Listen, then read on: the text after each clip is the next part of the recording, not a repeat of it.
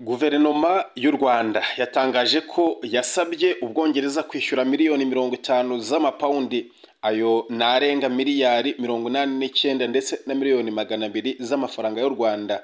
Ayo ni amafaranga akubiye mu masezerano ateganya kohereza mu Rwanda abimukira binjira mu Bwongereza binyuranyije n'amategeko.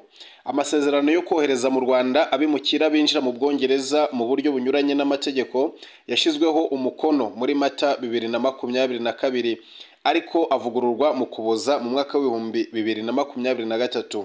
Bidatinze ariko impinduka zabaye muri guverinoma y'Ubwongereza, maze hatorwa minisitiri w'intebe mushya witwa Keir Starmer. Uyu yinjiye mu biro muri Nyakanga mu mwaka w'ibihumbi 2024. Ingingo ya mbere ihita iba guhagarika aya masezerano kuko we n'ishyaka rye ry'abakozi bemezaga ko iyi gahunda idashobora gukumira abimukira binjira mu gihugu cye bitemewe n'amategeko. Byatangajwe ko aya masezerano yashyizweho akadomo n'uruhande rw'Ubwongereza mu gihe u Rwanda rwo rwari rwamaze gutora amategeko azagenga impunzi n'abashaka ubuhungiro bavuye mu Bwongereza. Inyubako zizabakira zarubatswe, izindi ziracyazamurwa, ndetse n'inzego zizabitaho nyinshi zari zamaze gushyirwaho. Hasigaye kumenya umunsi indege ya mbere izahagurukira yerekeza mu Rwanda.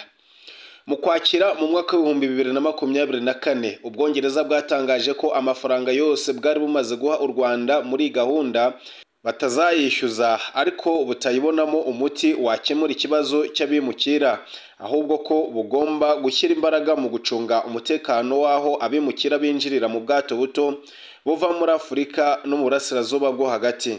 The Telegram yanditse ko magingo aya Ubwongereza butari bwahagarika aya masezerano no mu buryo bwemewe n'amategeko, nubwo kuva ishyaka ry'abakozi ariryo Labour Party ryatsinda amatora ryahise rihagarika ibikorwa byose bijyanye no kohereza abimukira.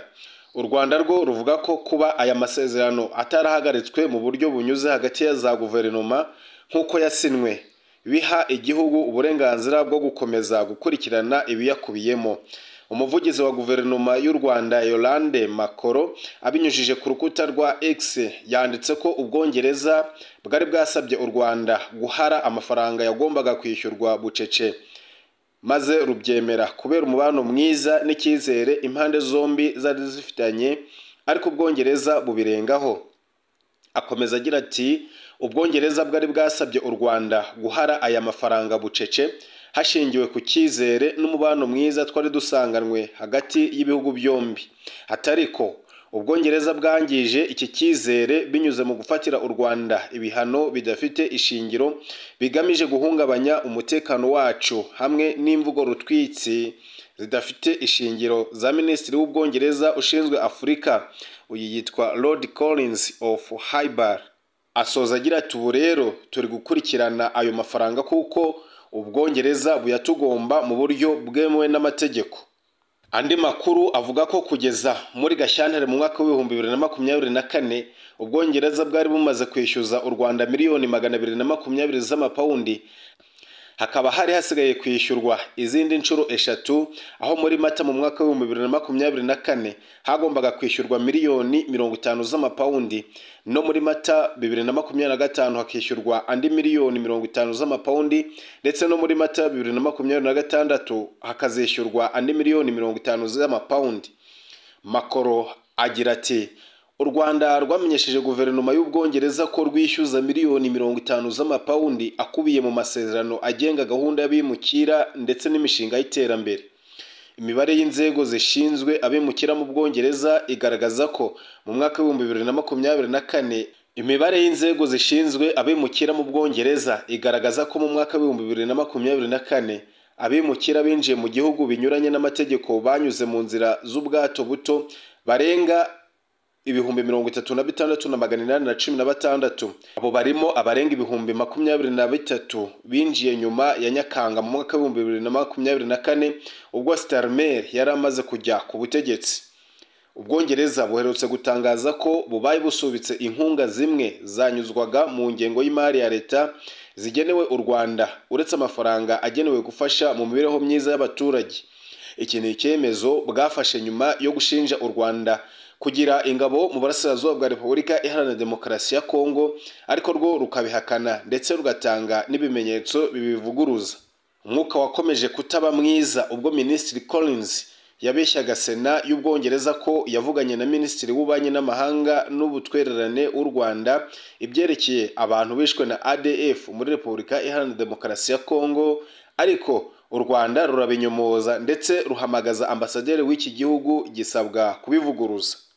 Ku rundi ruhande kandi guverinoma y'u Rwanda yatangaje ko Canada ikwiye guterwa isoni no kurushinja ubugizi bwa nabi bukorerwa mu burasirazuba bwa Repubulika Iharanira Demokarasi ya Kongo.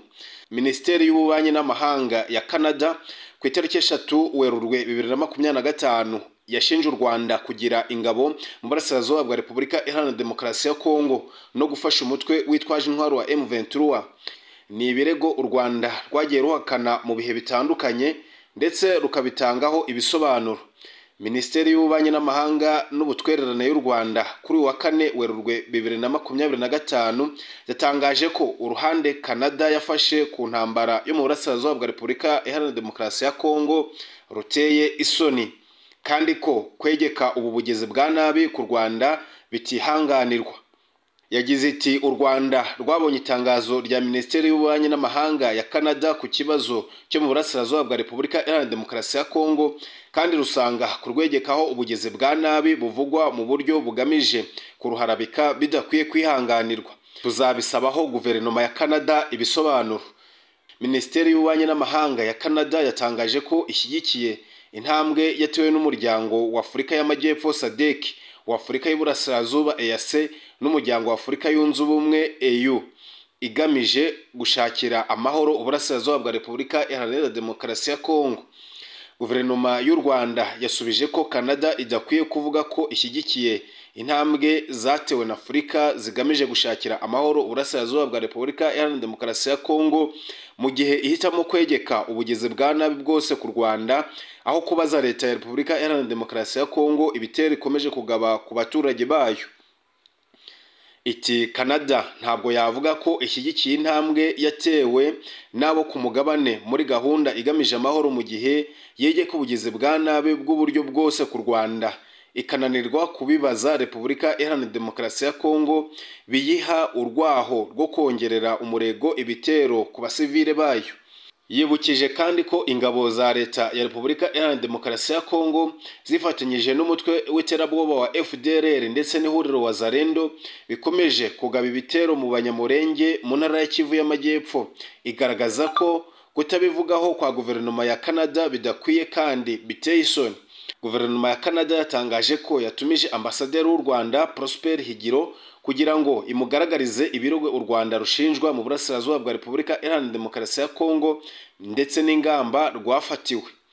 Minisiteri y'Ububanyi n'Amahanga n'Ubutwererane yatangaje ko ingamba u Rwanda rwafatiwe na Canada zitazakemura ibibazo byo mu burasirazuba bwa Repubulika Iharanira Demokarasi ya Kongo. Yibutsa ko u Rwanda ruzakomeza gukorana n'akarere kugira ngo ibiganiro by'ubuhuza bitange umusaruro runabungabunga umutekano warwo. Iti ingamba Canada yatangaje ko yafatiye u Rwanda ntabwo zizakemura aya makimbirane. U Rwanda ruzakomeza gukorana n'akarere mu biganiro by'ubuhuza byemeranyijweho biyobowe na Afurika mu gihe tubungabunga umutekano w'igihugu cyacu. Intambara yo mu burasirazuba bwa Repubulika Iharanira Demokarasi ya Kongo yatangiye mu Gushyingo mu mwaka wa 2021. Nyuma yaho leta y'iki gihugu yanze kubahiriza amasezerano yagiranye na M23. Ubuyobozi bwa M23 bugaragaza ko bwiteguye gushyikirana na leta, ariko leta yo yakomeje kwinangira.